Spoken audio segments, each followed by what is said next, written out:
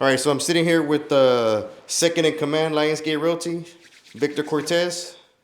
What we got? So I have a couple of questions for you today. So, I'm trying to put somebody. I'm trying to put somebody in the forefront, right? Because every time I speak, a lot of people just take my information as if I'm just being negative or I'm just, throwing shade. So I want to ask you, since you're out there with all these agents, you're managing about what 40 agents right now, Yeah. in Houston.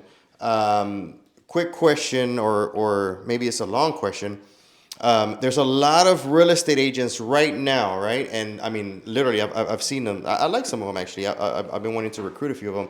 I think you also been wanting to recruit a few. I don't want to name any names, but they have only been in the business for 2 years, right? And every single day, they have some really good advice that they want to tell everybody. So my question to you is, that advice that they're giving, how can they give good advice? Can they give any advice that's gonna help another real estate agent be successful and sustain a career in real estate?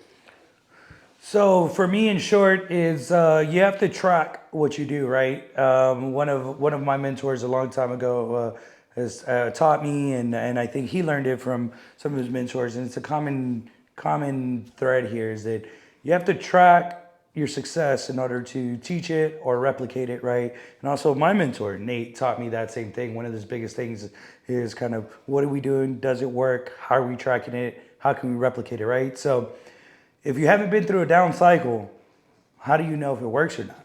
Right? Whatever you're preaching or whatever you're teaching or whatever you're standing by. So if it hasn't been tested, is what you're saying, right? Yeah. Okay, So if it that makes hasn't been sense. tested, how do you know if it works? All right. That's my number one. My number two is we're in new times and a lot of different ways, right? You have social media impacting a lot. You have information kind of delivered at the snap of a finger. You have a lot of things that are changing. Everyone freaked out. I'm gonna use the SVB Bank, right? The Silicon Valley Bank as an example. Everyone freaked out Friday because the bank collapsed, right? And immediately doom and gloom. Banks are going to fail. This is a domino effect. ADP pay systems, all the tech companies, everyone has their money in there. Roku has X amount of billions in there. All these things are coming out on Friday immediately because the banks failed. Well, over the weekend, the Fed decided to step in and save the banks. And, Signature Bank came out Sunday morning that they were failing. All this happened off bank hours, right? When Yeah, yeah. everything's supposed to be closed. But we're hearing all these stories in real time. We're not even giving it a chance. Yeah, well, banks are backed by the federal government, so I mean nobody really lost their money. Right. So, but the thing is that at that point, no one even knew. No one knew if the Fed was going to jump in. No one knew if anybody was going to help anything, and everyone's giving their spill before anybody had a chance to react. Right. Yes. So that's my biggest thing: is are you reacting too quickly? Are you thinking things through? This is something you learn with age, right? Do you have the patience and the wisdom to see a problem unfold before you prematurely make a decision? And some of these agents giving premature advice, I feel like you're making a bad decision there, right? You're making a bad call. Yeah, I mean, I agree. I see these guys and I see what they're doing, but, do you think it's, I guess right now what everybody is pushing is content, content, content, content. Get it out there, get yourself out there, get in front of the cameras, do this, do that. Do you think that their goal is to actually give advice, or you think they're just trying to find content and they're giving content by, I guess, giving you their tips on how they've been successful at real estate? I think that is a kind of a bigger question that we could dissect and kind of go into. Content, what I've realized a lot of people do is content batching. So they're recording their content for weeks or months at a time. And I see this on TikTok from I'm a I'm a content creator, a content manager for this content creator, and I'm gonna show you how I batch their content for 6 months at a time, right? I feel like there's no way those topics could be relevant in real time. There's no way that those topics have substance or that those topics have any thought process, right? That is one of the biggest reasons why I don't come out and create content. I give it to the team. I keep my information in house. The time is readily available to my people, right? As we're discovering, in order to put that content out at that level, there is a certain level of production that needs to take place behind, right? There's Yeah, definitely. there's help, there's mixers, there's audio, there's a million things that need to happen. Do I think that your everyday realtor has the capability? No, I don't. Right? I don't think everybody should be a teacher. I don't think everybody should be a coach, and honestly think that there's some things that you shouldn't have an opinion to. Yeah. Right? That doesn't take away from the fact, though, that I think every day you should be working. Every day you should do something to Definitely. improve yourself. Yes. Every day you should post on social media. You should touch your sphere of influence. You should do your sphere of influence marketing. You should do all the things necessary to farm, right? But there goes about creating your plan, sticking to it, and really dissecting and figuring out what you're going to attack, right? And my favorite word, or my favorite saying, sorry, stay in your lane. There you go. If you and this is just my opinion, right? Of course, others probably won't think the same. But if you're a real estate agent and you're super successful and you're 2 years into this game, keep doing it, keep being successful, and keep learning.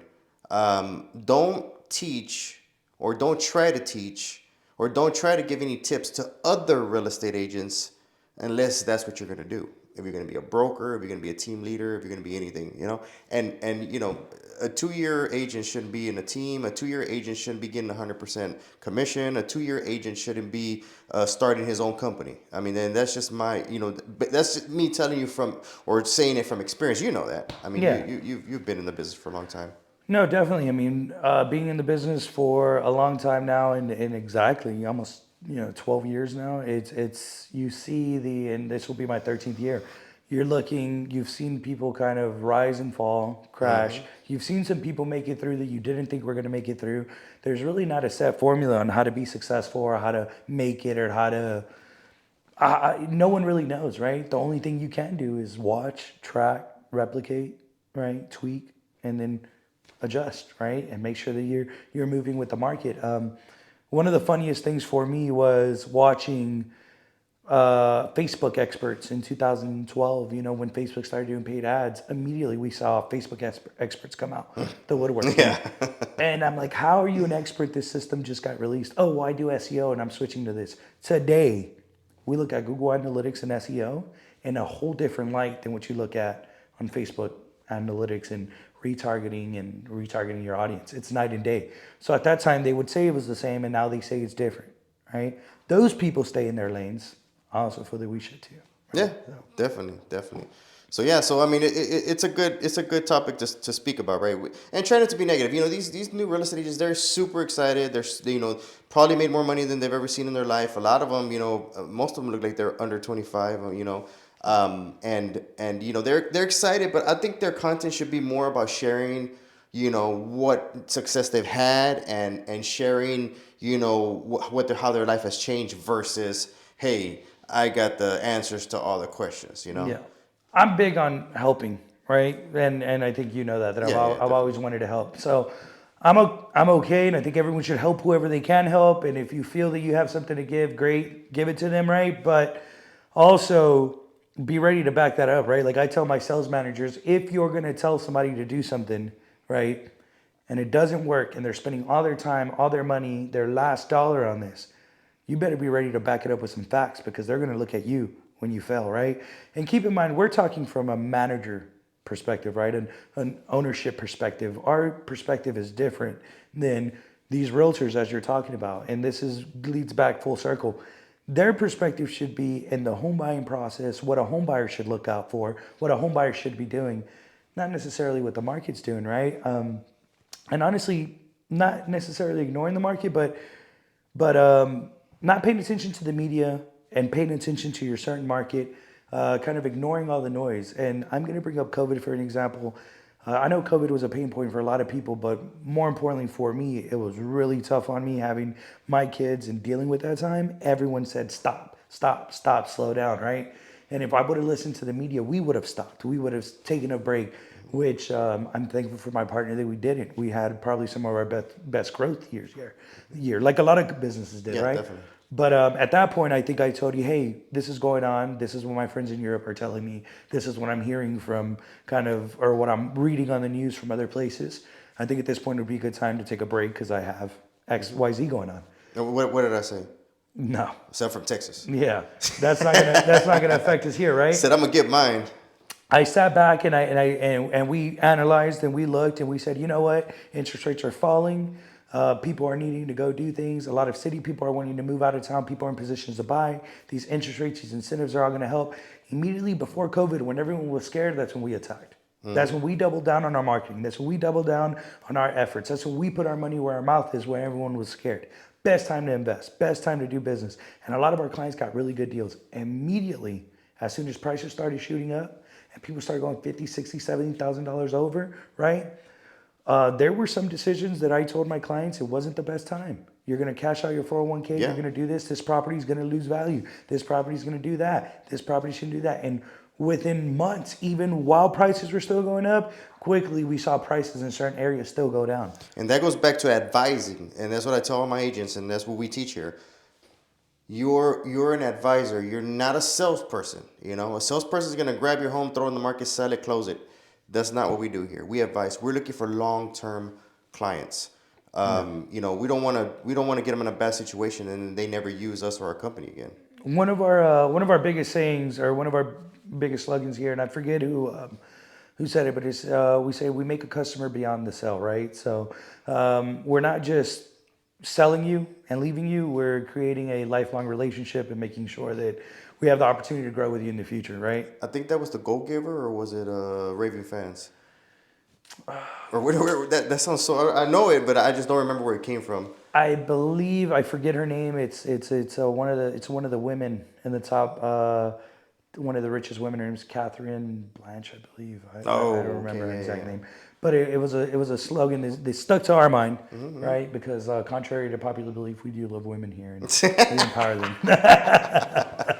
But We want a girl team here, man. yeah, but we do. I think that's where we got that from. I think it's one of her. I want to say she wrote a book on it. I'd research it now. You guys can look it up. But yeah, that's one of the sayings that we like to have, and that spoke to me in a lot of different ways. As you know, we say, and I tell all my realtors, the best thing about real estate is that you have friends all over Houston, right? Oh yeah, definitely. And I think you taught me this too. There was never a time that we're stuck in 5 o'clock traffic, bored. Any time was, oh, my client lives here, our friend lives here, this person lives here, and we go over there. 2 things always happened, right? One, we ate good, right? At that day, everybody ate good. Has some great drinks. Or great drinks. The second thing that happened is that we always got somebody referred to us. Yeah. Someone always gave us business because we're top of mind in person. So it taught me a lot kind of in that time was always touch base with your old clients, build that relationship, continue working. We never stopped at them because we wanted business or we wanted food. We stopped with them because, hey, we're already stopped here. We're already going to be in traffic for the next 2 hours. Why not reach out to an old customer that I hadn't seen in a long time, right? Turning a customer into a client to eventually turning into family. So that's what we do here, and that's what we teach. So this company, I mean, you know, started in 2007. I'm not sure exactly how many years. What is that, like 17 years, 18 years? I don't know. It's been a long time. So we started in 2007, and I think the number one reason that we have been so successful, and I could actually sum it up in one word, it's humility. Never too, I guess, proud, arrogant, or know too much to not ask somebody else for their opinion and listen and for help. And that's why we keep on changing and we keep on reinventing ourselves, for lack of better words. And once again, you know, whatever business we were doing or the way we were doing business last year, and even maybe 2021 to 2022, however we were doing business there, that's not how we're going to continue to do business for the next 3 years. No, you're in a different market, so you're in a different dynamic. What I will say, though, on that topic, and it's something that we talk to our agents about, is you talk about certain things or certain foundations stay the same, right? And we talk about building the foundation, which is what we do with our STP frameworks and our style of business and the way we farm, right? That never changes. But creating clients and reaching out to clients, that never changes. What changes is on your day-to-day negotiations, your day-to-day activities, and the things that you're doing differently, right? You get things thrown at you. But what I like to compare it to, it's something, you know, I feel like in America and in Texas and in most social circles, weight is a huge thing, right? And everyone's always trying to jump on the next weight loss fad and the next diet and the next whatever, right? And the way I explain this to my realtors is, you know, keto was really big a couple years ago, right? And maybe could still be right now. I know what's taken hold of our office is intermittent fasting, right? And thankfully we never jumped into the keto craze because I personally thought it was kind of crazy. But keto reminded me of something that I wasn't old enough, but I got to witness my parents and uncles and people talk about, or the Atkins diet. Oh yeah. And it reminded me so much of it. It was just like, okay, there's no carbs, there's no whatever, it's just fats and it's this and it's that, right? And I'm really just talking from memory, right? Because I've never looked up the Atkins diet, but when I heard about keto, I was like, man, could have sworn there was another fad Yeah. went along, right? Your basis of diet never changes. It's really portion your food, eat healthy, and stay within your calorie goals or deficits, And right? exercise. Yeah. And obviously, exercise is super important.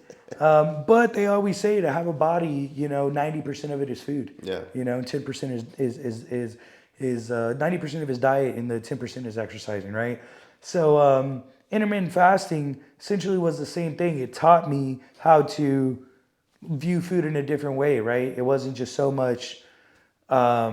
It wasn't, oh, I'm gonna eat. It was, hey, you can eat whatever you want in this window, but then you realize that you don't really need all this stuff, which I feel all these diets just train you to do. It trains you to start watching, counting, tracking, adjusting, replicating, right? So your foundation never changes, in my opinion, right? It's just rebranded as a different package, and maybe you tweak certain things to get with the times in those current times.